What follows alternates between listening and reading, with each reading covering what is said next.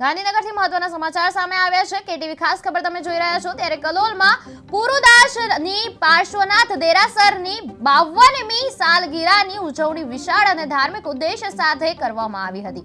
પાર્શ્વનાથજી મહારાજ જૈન દેરાસર ટ્રસ્ટના આ પ્રસંગે પંચકલ્યાણક પૂજા અને ધ્વજારોહણ વિધિનો લાભ લેવામાં આવ્યા હતા, જે જીવીબેન મણીલાલ શાહ પરિવાર દ્વારા સંચાલિત હતી। આ પ્રસંગે અન્ય ઘણા પુરુષો અને મહિલાઓએ પણ ઇનામી ડોક્ટર અને પ્રભાવના વગેરે વિવિધ ધાર્મિક કાર્યમાં ભાગ લીધો હતો।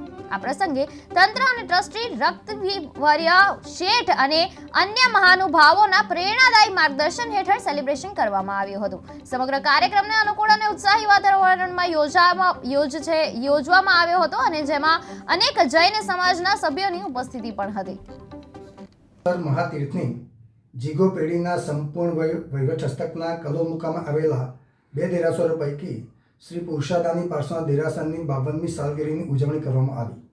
આ પ્રસંગે ધ્વજારોહણ તેમજ શ્રી પંચકલ્યાણ પૂજાનો લાભ જીવીબેન મણીલાલ મયાચંદ શાહ પરિવારે લીધો છે।